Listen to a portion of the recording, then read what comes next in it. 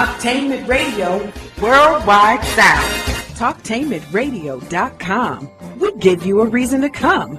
The world's greatest radio. We give you a reason to stay. Radio, the way it should be heard. You got the power. The views and opinions expressed are those of the host and guests and not necessarily those of Talktainmentradio.com. 3MR Production, its ownership, management, or staff. We got the power, the power, the power, the power. This is The Compensatory Concept with Mr. Neely Fuller, heard exclusively on TalkTainmentRadio.com, the world's greatest radio. Radio, the way it should be heard. And now, Mr. Neely Fuller. If you do not understand white supremacy, which is racism, what it is and how it works, everything else that you understand will only confuse you. Only confuse you. Only confuse you. This is The Compensatory Concept with Mr. Neely Fuller, Jr., heard exclusively on TalkTainmentRadio.com. Radio, the way it should be heard, the world's greatest sound, the world's greatest radio. I'm Brother Kahari, sitting in every week at this same time with Mr. Fuller. This is a live broadcast. We can be heard live every Wednesday, 10 a.m. Eastern Standard Time. Make my day. Oh, my God. Yes, we can be heard live. So we are in the aftermath of a lot of stuff. The president's speech. I'm Brother Kahari. The president's speech last night on Syria certainly is weighing heavily on our minds. Today is the 12th anniversary, if you will, of the what happened September the 11th, 2001. So there's a lot that we're going to talk about, but this comes under the area of war, which we don't get a chance to discuss with Mr. Fuller that often. But today we're going to focus on the area of war as we begin to look at all of the things that are happening around the world. Here the president on the eve of 9/11 is talking about either a war or not a war, or how he drew a red line. It's interesting that it became red, a dark color.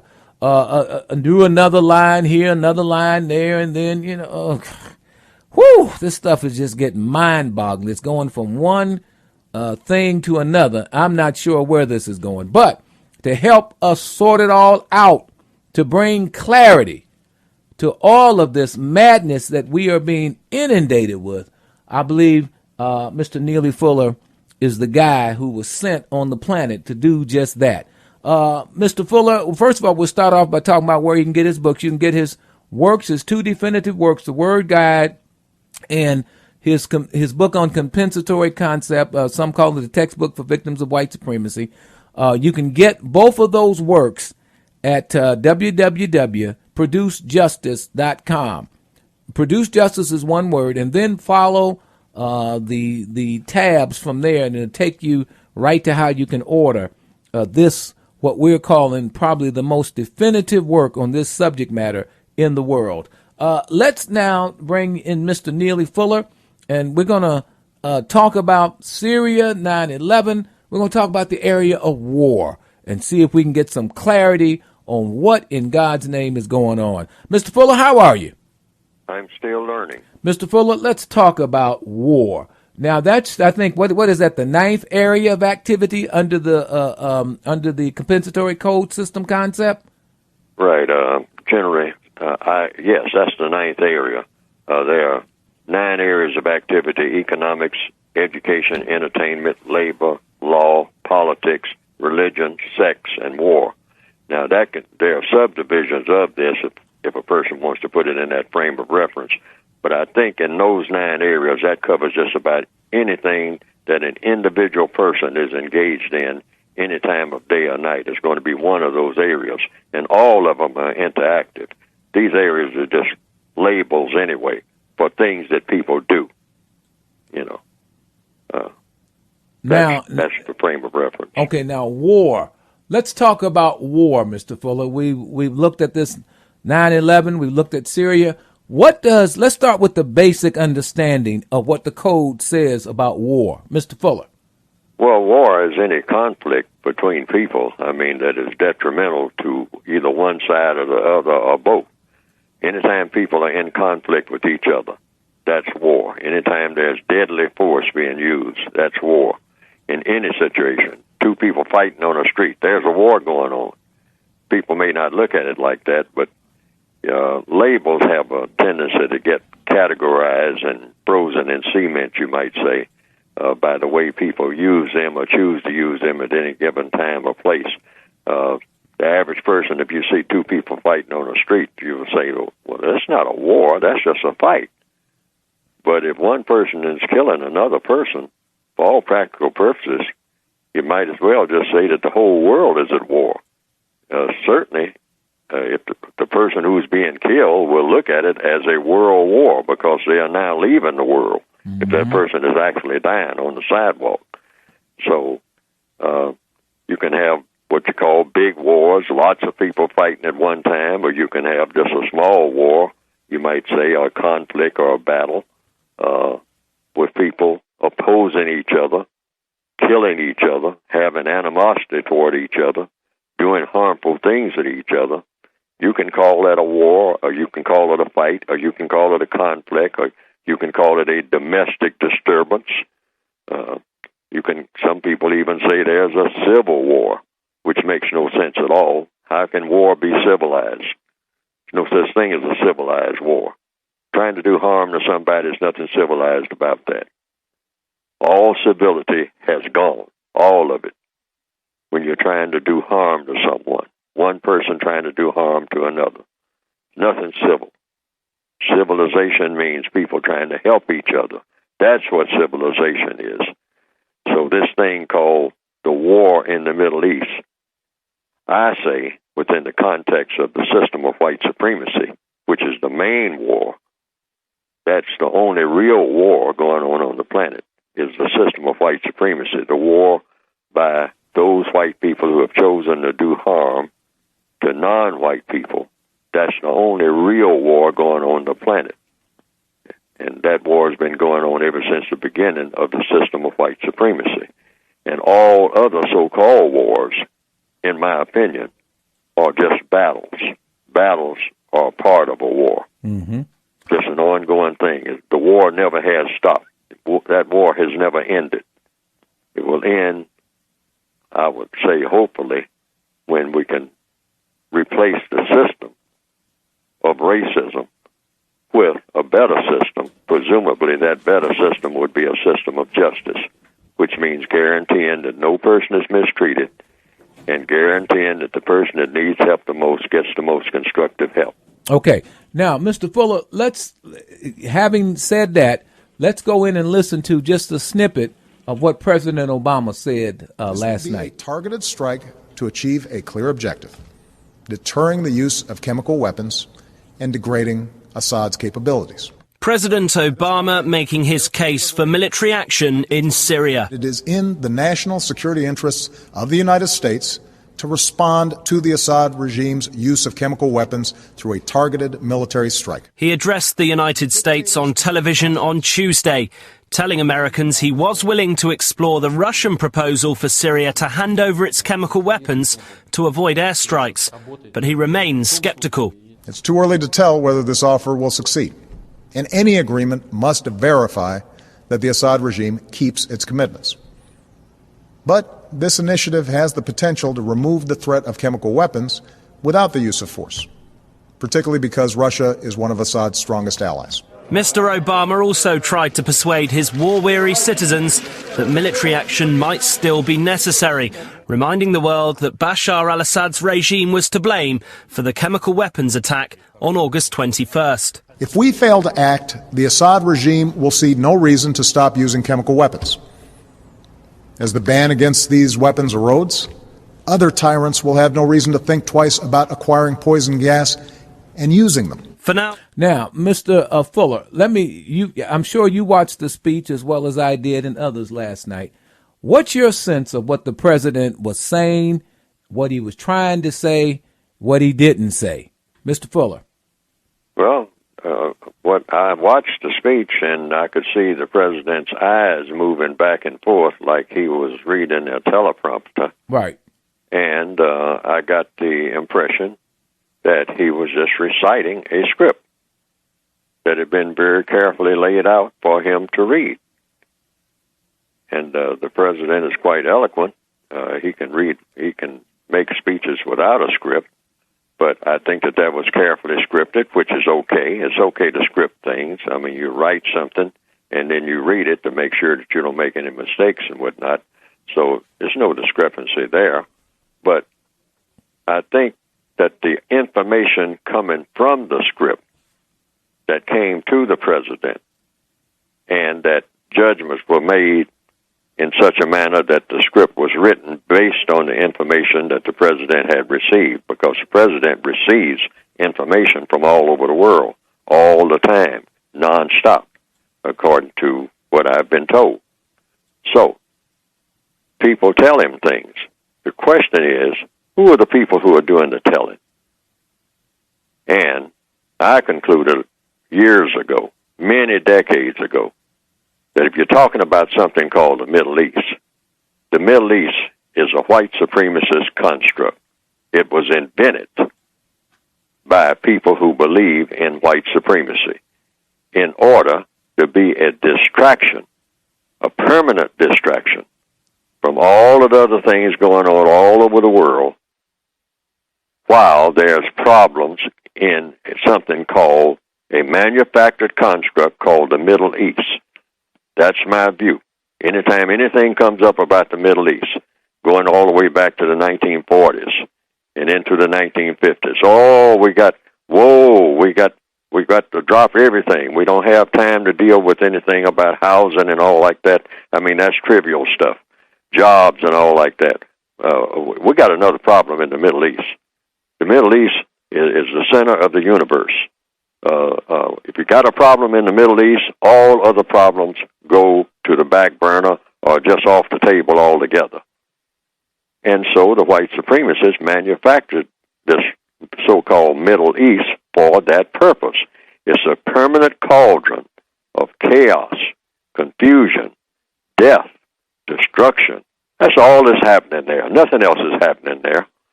Just a whole bunch of chaos, confusion, people running and screaming and whatnot, and women, with their babies in their arms, trying to find some place to go. The males out in the street pumping their fist up in the air and firing AK-47s just over and over again, all over the so-called Middle East. And you look at the rifles that they got, you look at all the modern equipment that they got, you could look at tanks rumbling through rubble all the time. It takes a whole lot of money to keep a tank rumbling through rubble, but yet you see people in tents and people trying to eke out a so-called living amid all of the rubble. Just chaos, confusion, people running here, people running there, so-called sectarian violence. This group, having a big argument with somebody who is just 3 blocks away who's a part of the other group, and they're firing at each other nonstop. And turning over donkey carts and all this, and blowing people's legs off, and it's on and on and on. Now, how does that involve President Obama? Well, he's the first black president, so keep him distracted. He's talking about curing people, some kind of Obamacare and all like that. Hey, we got to have him be the poster child for gangster-type droning of people and dropping bombs on people. And even though he's received the Nobel Peace Prize, we're going to make a joke out of him, because we're going to drop stuff on his desk nonstop, saying, hey, President Obama, we got another problem in the Middle East. We got another problem in the Middle East. This time is Yemen. This time is Somalia.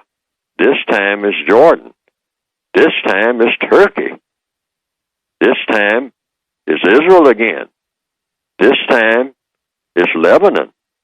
This time, Middle East, chaos, confusion, death, destruction, poison gas, sectarian violence. Oh, we got a whole litany. We got stacks of books set aside about what moves we're going to make next, what book we're going to take, that has Middle East on the cover, and which one of them we're going to take off of our big stack about maybe a story high, and which one of them we're going to take into the president's office and slam it on his desk at any given time and say, you don't have time now to get on Air Force One and go and see about the situation, about trade with China or Brazil or something like that, or get some more jobs in Pittsburgh, Pennsylvania. We don't have time for that. We don't have time for that at all. We got another problem in the Middle East. Problem number 8,020. So they'll get book number 8,020 and slam it on his desk and then walk out and walk down the hall. And if those persons, either directly or indirectly, are white supremacists, they'll wink at each other and say, we got him reeling. We got this college boy reeling. He doesn't know what hit him, and we're going to keep hitting him with it. That's all it is. It's nothing else. That's all it is. And you can count on it, and that's my view. Now, you had said... That view could be totally in error. Mm-hmm. But I'm saying I have looked at this thing as a teenager. I asked people back in the times of Abdel Nasser and whatnot, I said, what is this Middle East thing? I said, we just had World War II. I asked someone in the little town that I came up in. I asked some of the older people around there, and they said, well, we can't make much of it, It seems like, that's over there in the Bible area, and it looks like it goes way back there, and somehow, it's always a lot of fighting and unrest there, so I can't make much of it. And I tried to figure it out then. But I figured it had something to do with color, even then, because I was looking at people like Mr. Nasser, and I said, he looks like a colored man. Yeah, definitely. Yeah.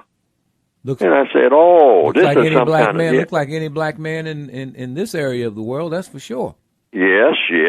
I said there's a lot of dark-skinned people in that so-called Middle East. Absolutely. And then I came to the conclusion over a period of years, that's why it was picked. They didn't pick Switzerland.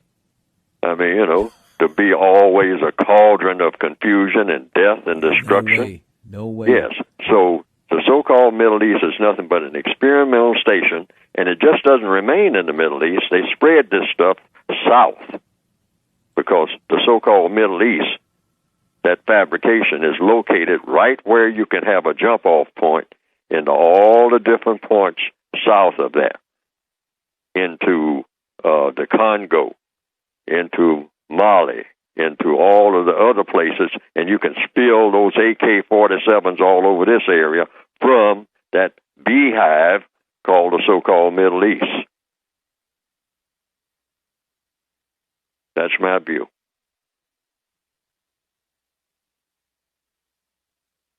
Okay. So what does all that mean to you, Mr. Fuller? Well, it's just going to continue to go on, and they'll try to do as much damage. That's the white supremacists. That's what I mean by they. To President Obama's career as president, simply by just keep throwing those books on his desk talking about a problem in the Middle East, and they'll just keep him groggy, and he won't be able to get to anything else. That's not going to be resolved. They may find that there is poison gas there in Syria, and the white supremacists put it there. There's nobody but them. They're in charge of the entire operation. See, and they play all sides. That's another thing. This is my view. The white supremacists, there's no such thing as sides in the Middle East. The white supremacists are in charge of all the different sides. All the people who think that they got something going for them over there, who are dark-skinned, they are just pawns. And you have some white people, lots of white people in the so-called Middle East, and they, for the most part, many of them, I won't say most, but many of them are on the white sacrifice list. See, the white supremacists do business just like any big business. You have profits and losses. So they write off certain numbers of white people. See, not every white person is a white supremacist. Maybe the majority of the white people on the planet do not believe in mistreating people based on color. But the most powerful white people on this planet believe in mistreating people based on color. I say that right across the board. That's either true or false. But the most powerful ones, I'm not talking about numbers, I'm just talking about power and intelligence. The most intelligent and the most powerful white people on this planet believe in white supremacy, which means mistreating people based on the color of those persons. Now, why would I say that, make a flat statement like that? It's because if that was not true, we wouldn't be having this conversation. Because they would have to be smart and they would have to be powerful. Because you're not going to be powerful unless you are smart. Wow. Stay right there. More to come. We're just getting started on the compensatory concept with Mr. Neely Fuller. We're going to explore 9/11. We're going to explore more about Syria and more about President Obama's speech last night. Stay right there. More to come on the compensatory concept, heard exclusively on TalkTainmentRadio.com.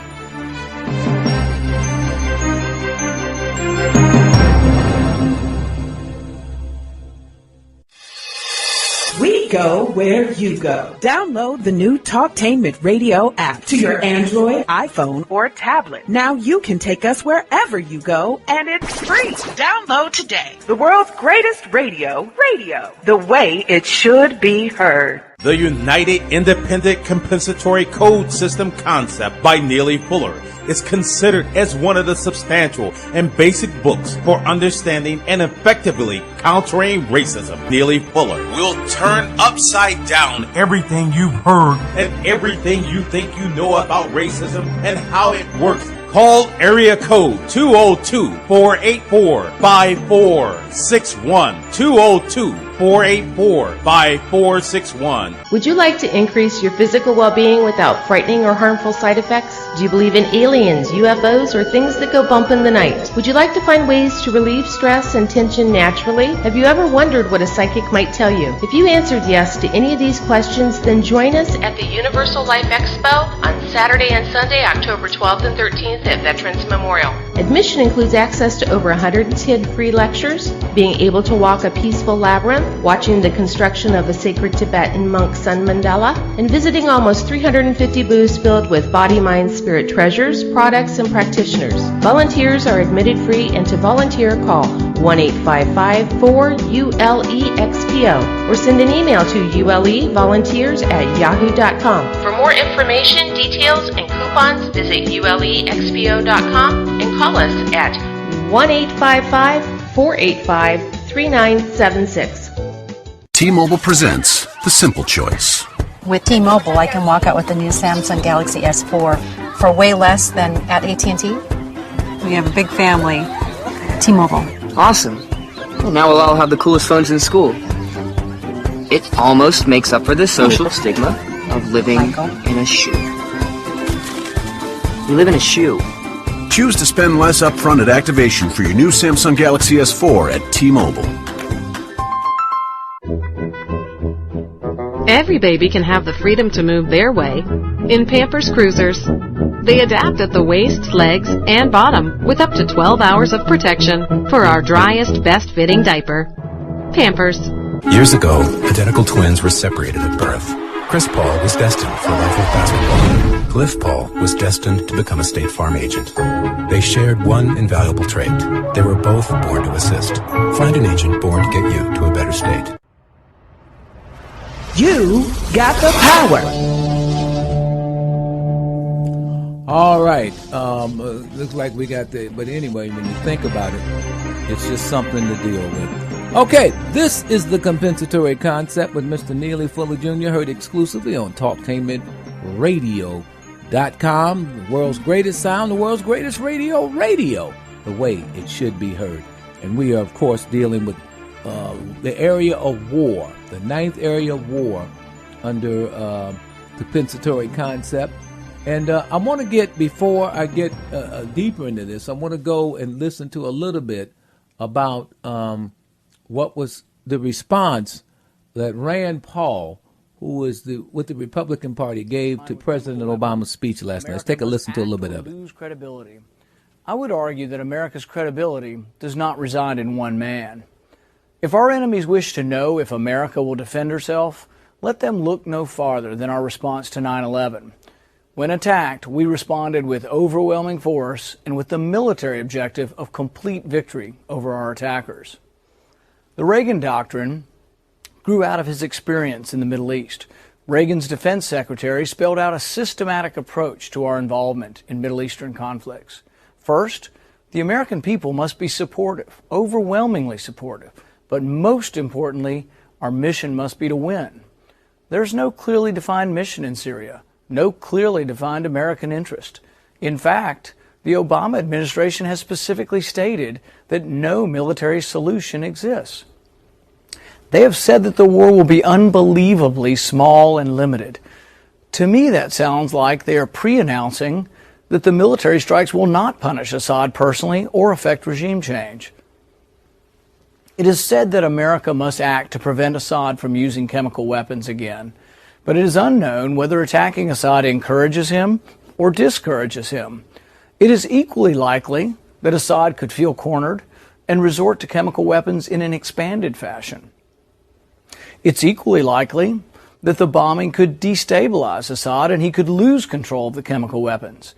The Obama administration has indicated that it would take 75,000 ground troops to secure the weapons, and that they're prepared to do just that, despite the resolution's admonition against ground troops. Now, Mr. Fuller, that was Senator Rand Paul, who is the son of Ron Paul, and that's his response to the Obama speech. Mr. Fuller, we are joined by a caller. Caller, you're on the air with Mr. Neely Fuller. Go ahead. Yes, I'm interested in the comment that Dr. Fuller made concerning the planting or the planting of those so-called chemicals that were there, and he said something about the white supremacists put that there, and it made me wonder about other plantings that could possibly happen. For example, in 9/11. And other things that have happened, throughout time. It just seemed like there's a pattern that has been done, or to get us here in America, for example, to think or give us a reason to go in there to bomb these people or upset these people. But the ultimate goal is for what? For takeover. Or, for example, why was building number 7 at the World Trade Center that did not get hit? Why did it fall down? I've asked these questions, before, and I'm very concerned that there seems to be a frequency out there to control our minds for certain types of thought. Could he respond to that, please? Mm-hmm. Mr. Fuller. Well, I look at everything, for better or for worse, or true or false, through that lens of the system of white supremacy. I look at everything like that, because I came to that conclusion over a long period of decades, because I was trying to disprove. I say, well, now, this is something that maybe the white supremacists don't have anything to do with. For decades, I tried to do that. I deliberately tried to do that, because I didn't want to believe, like a lot of black people tell me now, Mr. Fuller, you sometimes, give the white supremacists too much power. And I've often thought about that, and I was saying, well, I would hope that they are not the greatest force on this planet among the people when it comes to deciding what people do or don't do. I would hope that that's not true, and I'm going to always try to find situations where that's not true. But it turned out that it's always true. It's always them. I don't care what the scenario is. They will plant a bomb, and then they will accuse somebody else of planting the bomb. Right. And then not only that, they will go and find the bomb because they planted it, all right, and dig it up and say, we got it before it killed anybody. They got every type of scenario that you can name. But they are always behind whatever is going to be harmful for non-white people. This is the criteria. You just ask one question: is there any non-white people that were harmed? Whether it was 9/11, or whether it's bombs being dropped in Syria, or whether it's poison gas being used, somewhere in the Congo or whatever. You just want to know one thing: was any non-white people, black people, people, say the same brown thing about people, Japan and Hiroshima and all that? Anything since the beginning of white supremacy is a white supremacist plot. Okay. Anything that's harmful to non-white people. Why? Logically speaking, I'm talking about following the logic, not emotion. Okay. I'm talking about following the logic. We only have one system of government on the planet. That's the government of white supremacy. So logically speaking, anything that happens during the existence of that government, whether it's plus or minus, is because that government made that decision. So now anything that's harmful to the non-white people on the planet, black, brown, red, and yellow, it's the white supremacist fault. They're in charge. Just like running a slave ship, which is what the planet is. And anything that happens to the slaves on a slave ship is the fault of the captain of the ship. That's just the way that works. And that's all. Keep it simple, because it is simple. It's not complicated at all. But the white supremacists know how to make it complicated. All these people, those people, President Obama, if he hadn't done this, if he hadn't done that, President Obama is not in charge of anything, including his own household. Including his own household. Okay, thank you very much, Dr. Fuller. Thank you. Okay, Neely? Yes, sir. 9/11. I think the caller initiated, I think, a good piece for me to have an opening on this 9/11 thing. Give me your take on what happened there, Mr. Fuller. Oh, well, the white supremacists decided to allow something to happen. Now, I don't say that they instigated it in detail, but they set it up for it to happen, either directly or indirectly. Otherwise, it wouldn't have happened. Those buildings would not have come down if the white supremacists said, hey, those buildings are not coming down. There are some people sneaking around talking about bringing these buildings down. They've run a few rehearsals on it like that. We know all about that. We train people to do stuff like this. It's nothing we don't know. It's nothing. We don't get taken by surprise. Recently, there's been that thing about, what did President Obama say, that we don't do pin pricks or something like that? Mm-hmm. Well, the white supremacists have a philosophy. We don't get taken by surprise. Anything that we announce is a surprise ain't a surprise to us. We knew it was going to happen before. Yeah, just because we know our people. We know this planet. There's nothing going on this planet we don't have the inside track on. Nothing. If there's any black person somewhere in the middle of Mali somewhere on a cell phone thinking that he's making some contact with somebody that we don't know about, we made the cell phone. And Mr. Fuller, I want to say that that statement has been validated here recently with the revelations from Edward Snowden.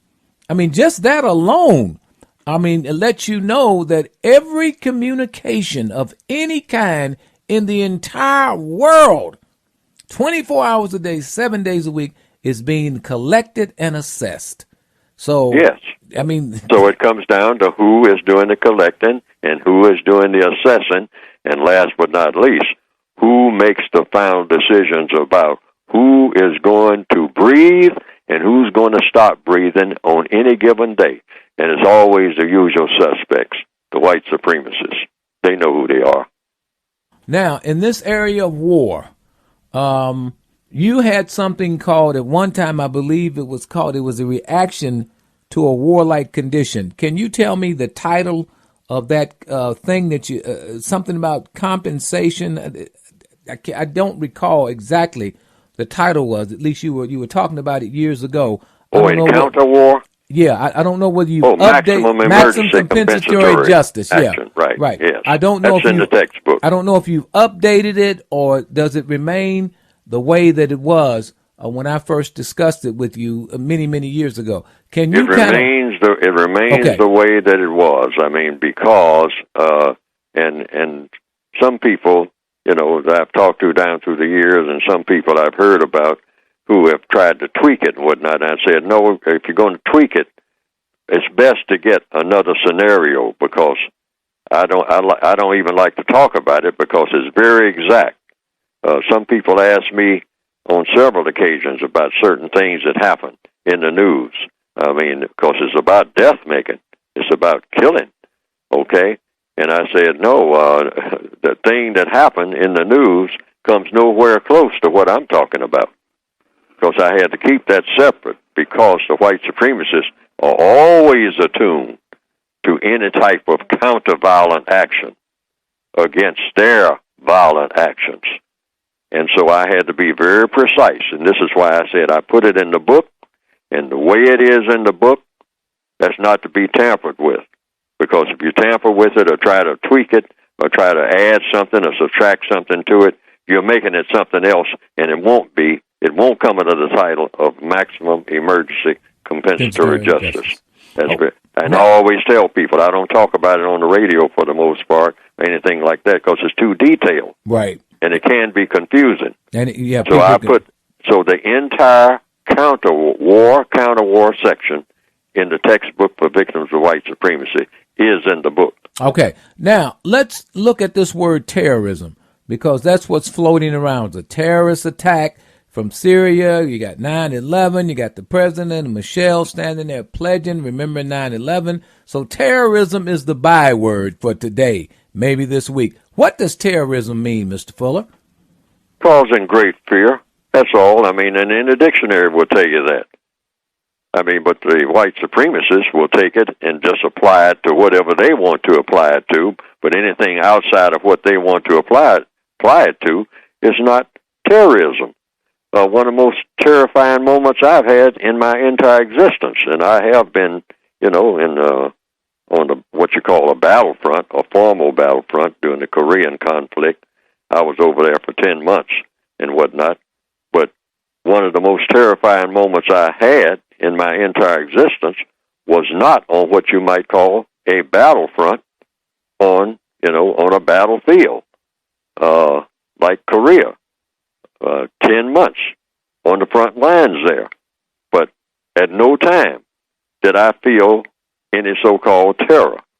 The whole time I was there for 10 months. But in 1984, 2 black males came up to me with the intent of robbing me, and they did rob me, and that was the most terrifying time of my entire existence on the planet. They actually terrorized me. I had great fear that I was going to die that day. It's December 1984.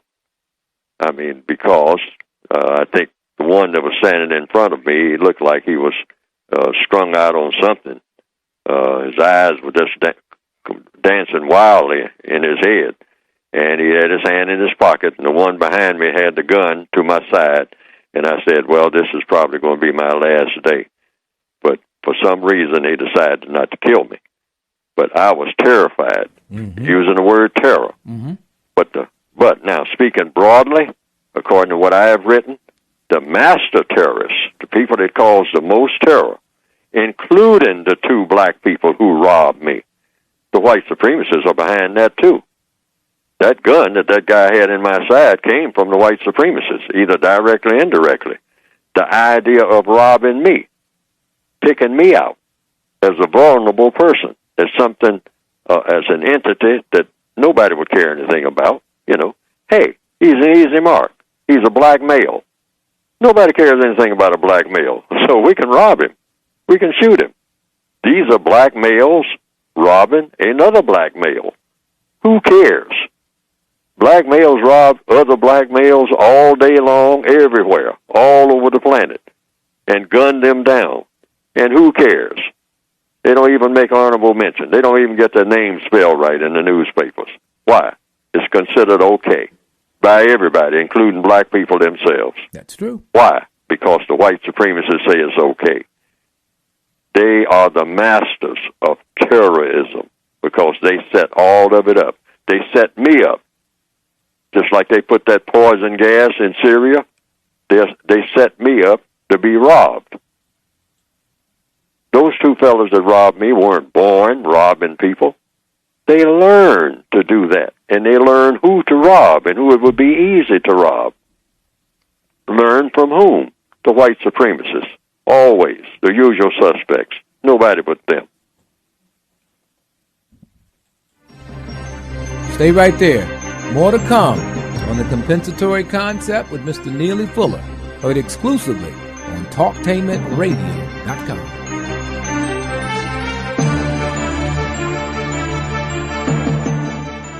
TalkTainmentRadio.com. Food for thought.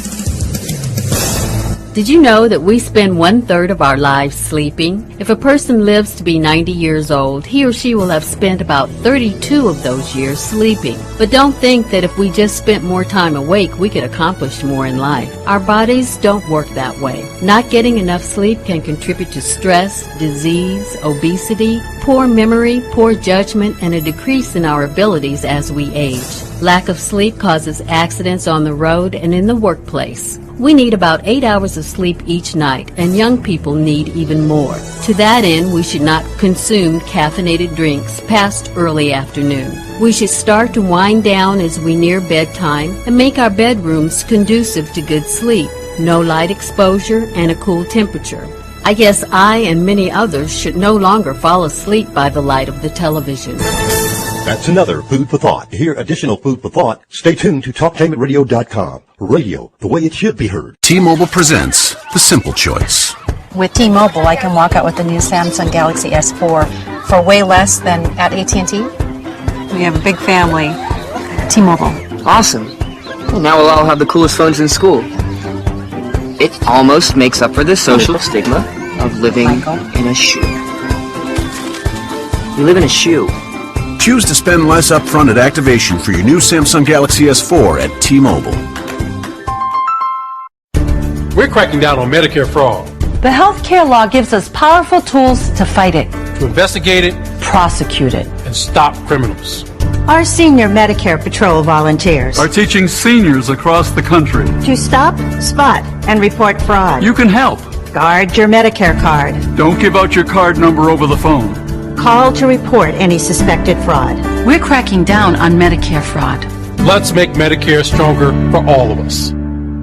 The United Independent Compensatory Code System concept by Neely Fuller is considered as one of the substantial and basic books for understanding and effectively countering racism. Neely Fuller will turn upside down everything you've heard and everything you think you know about racism and how it works. Call area code 202-484-5461. 202-484-5461. You got the power.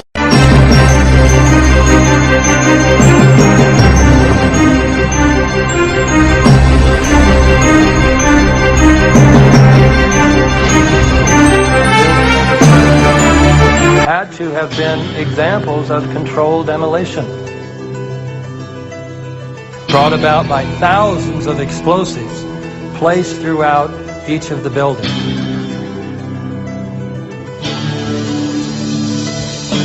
There was a heavy-duty explosion. Then there's secondary explosions and then subsequent collapses. We've heard reports of secondary explosions after the aircraft impacted.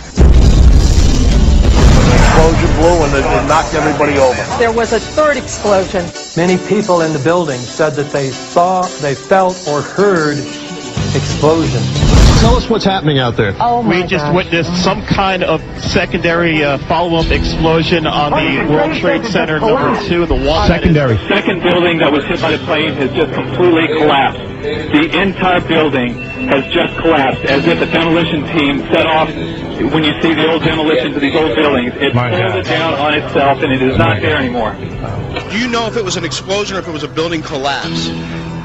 To me, it sounded like an explosion. There was another major explosion. The building itself literally the top of it came down, sending smoke and debris everywhere. There has just been a huge explosion. There was a cascade of sparks and fire, and now it looks almost like a mushroom cloud explosion, this huge billowing smoke in the second tower. This was the second of the two towers hit. I cannot see behind that smoke, obviously, as you can either.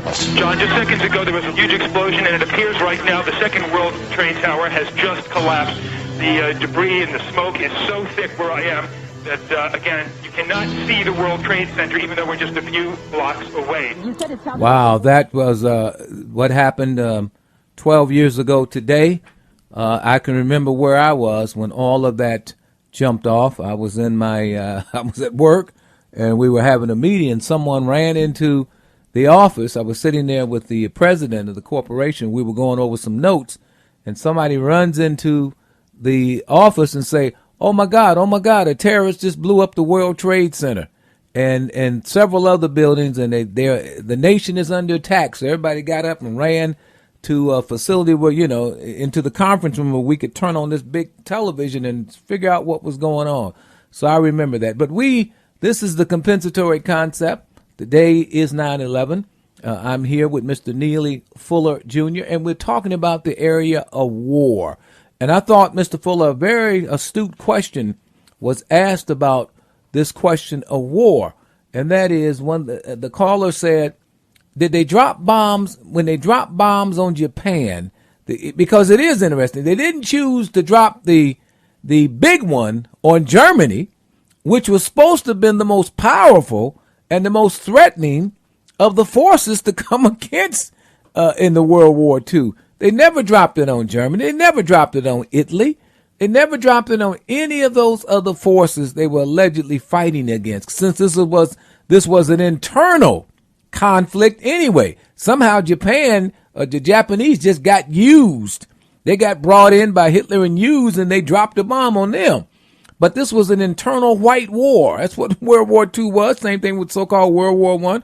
All of these were internal conflicts they were having with each other. There's a book called The Rising Tide of Color that talks about how these internal wars in between white people has really wiped out great numbers of white population, wiped out white babies, future white babies, white skills. And so in 70 years since they set up this National Atlantic Treaty the National Atlantic Treaty Organization, North Atlantic Treaty Organization, hadn't been a war, hadn't been a white war.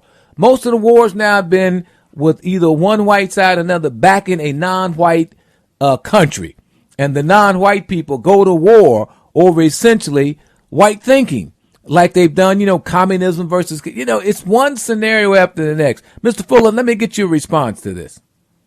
Well, I always use a basic codified statement that, like in my book, I say to the extent that a white supremacist had anything to do with it, and that's when I say it, that means anything.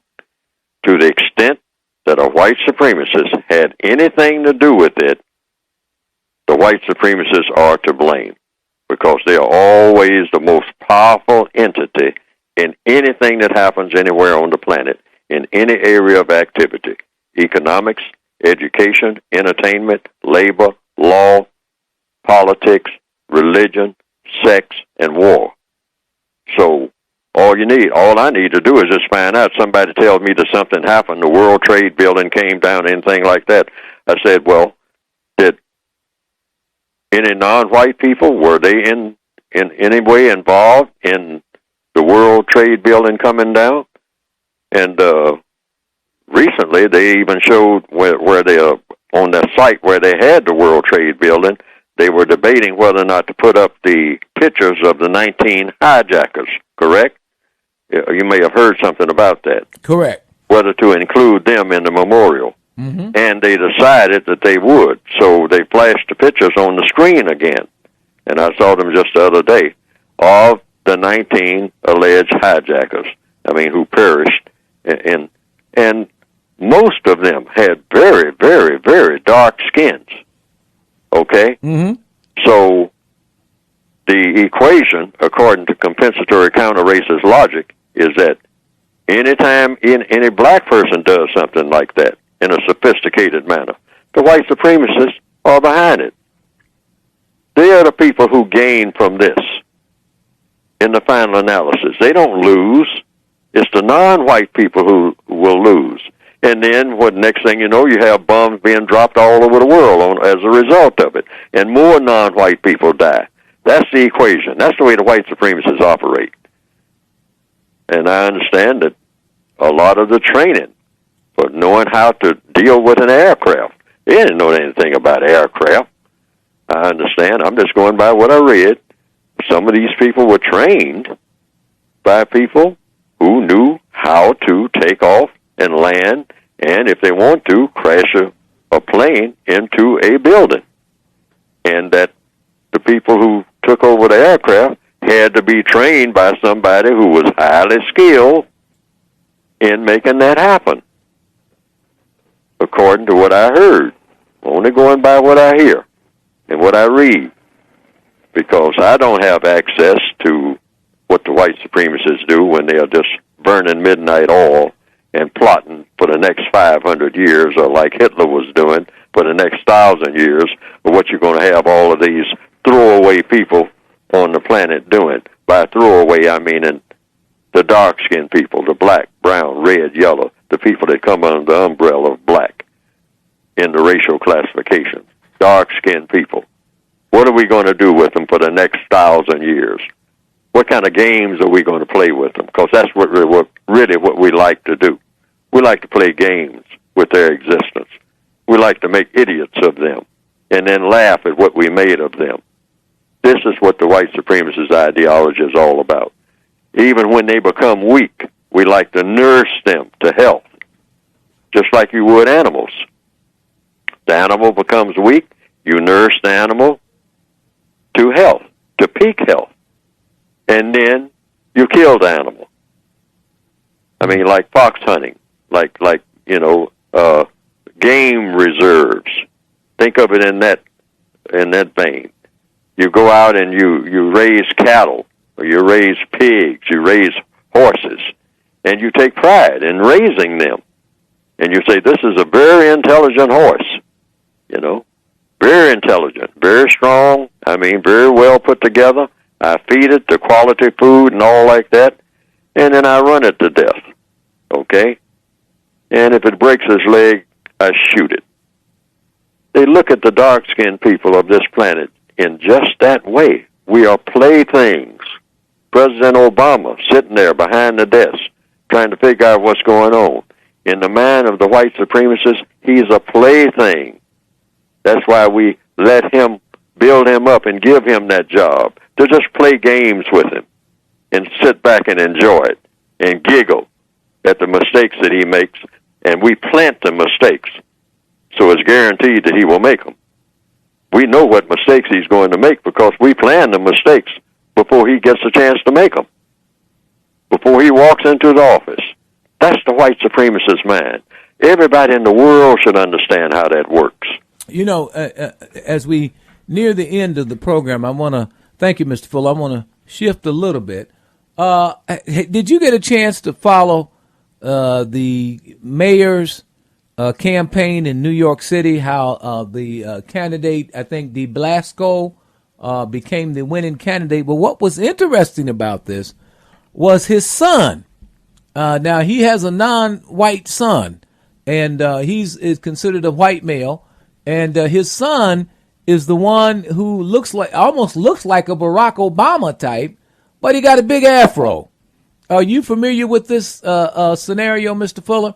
I've heard something about it, but I'm not familiar with the details of it, but then I don't have to be. When you take the broad view of the white supremacists, and I've expressed it on this program, here they come. What are they up to now? Every dark-skinned person on the planet should just have that question fixed in his or her mind every day that they are on the planet and the system of white supremacy exists. Regardless of what goes on, what you see in the news, what comes on the television, everybody run to the TV set and whatnot, it should be with that question in mind. All right, here they come. What are they up to now? You know, it almost has that. Because it's always them. It's never anybody but them. Always, without exception. Mm-hmm. I would someday like to see somebody saying, well, it's somebody from another planet.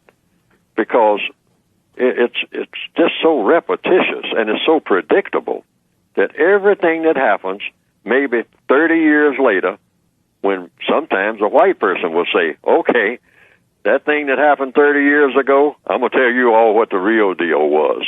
And then they come out with a revelation where everybody learns that it wasn't like it, the way that it appeared at the time, it didn't happen that way at all. It was all planned. So, you know, they call this fromentum. That's what they call it, the afro. Now, it appears that this is going to be this new push. Now, all of a sudden, we're going to see black males popping up with huge afros all over the place. Why, Mr. Fuller? Why would this scenario all of a sudden be used? Because that's what's getting ready to happen. This guy's going to be mayor of New York. His son is going to be all over the place. Huge afro. But why? What's the push here, Mr. Fuller? If you had to sit back and gauge it. To have black males do what they have been doing as far back as I can remember, going back to the days of the conch, the fries, putting lye in your hair and whatnot, trying to make it straight and all like that. The black male, the white supremacists look at the black male and says, oh, you begin to get a little bit of intelligence in your head. Well, I'm going to take up all of your time now trying to train you to forget about putting something in your head. I'm gonna train you to worry about what looks like on your head. And so I'm going to concentrate on always having you just be absorbed, both black males and black females, with your hair. That's going to be your project in life. You're not going to be able to go to school. You're not going to be able to take care of anything. You're not going to be able to pay your bills because you are sitting up day and night making a hair plan, making blueprints for your hair. This is what you dark-skinned people should be doing. While we are making bullet trains and new airplanes and going under the bottom of the ocean and all like that, you are sitting in front of a mirror getting carried away about what type of rubber band to put on your hair to control it. And I will provide the rubber bands at a price. See, so that hair thing has always been a big thing with black people, particularly in the Northwestern Hemisphere and other parts of the world. Mm-hmm. In other words, hey, you don't have time to go to school. You better get out here in the streets and do something about your hair. Your hair is everything. Your hair is your entire life. Don't worry about food and clothing and all like that and trying to make some money and trying to get something in your head. Forget about something in your head. Worry about what's on your head. And if it's not hair, I'll put some hubcaps on your head and charge you $500 a hubcap and whatnot, because you don't know what to put on your head, not to say anything about what is in it. Why? Because I've made you into some type of creature. You're not even a being that comes anywhere close to being what you could call a human being. You things. You throw away things. You're not even people. At one time I said that you weren't people. You were property.